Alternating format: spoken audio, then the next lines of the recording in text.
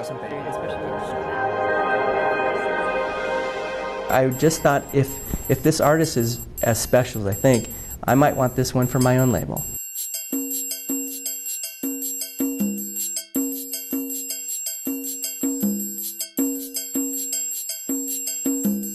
And so I'm back in the exact same office that I was fired from, some 7 years earlier. And I knew going back into that culture that I didn't want to be there. So I had made up my mind pretty quickly that in September of '05, I was going to roll all the dice and leave and start my own label.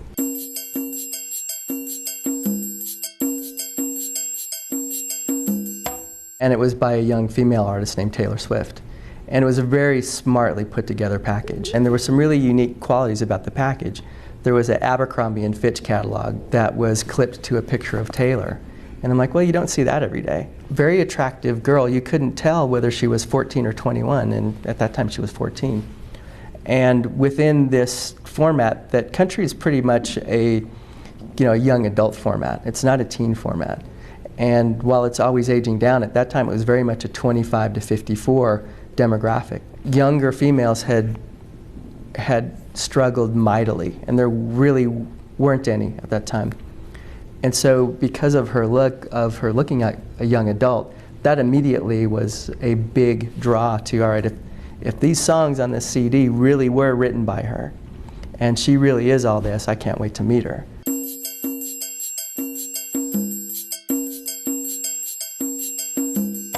She came in, and she was adorable, and she was smart, and she was funny, and she started playing songs. It was just her and her manager, no parents.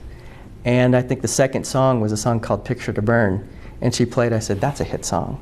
And she kind of went, that? Really? The next event was me going out and meeting the family. And I said, here's the deal.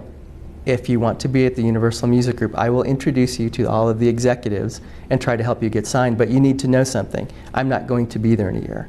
I'm leaving in September to start my own label. And the only promise I can make you tonight is that if you wait, you have a record deal with me. And they looked at me like I was crazy, and I said goodnight. And I remember as clear as day driving out there, it's like, if I don't walk the walk, I can't talk the talk. It's go time.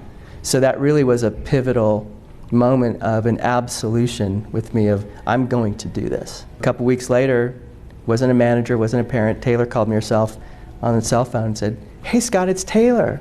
Hey Taylor, how you doing? We talked for a minute. She goes, hey, I just want you to know I've made up my mind and I'm waiting for you.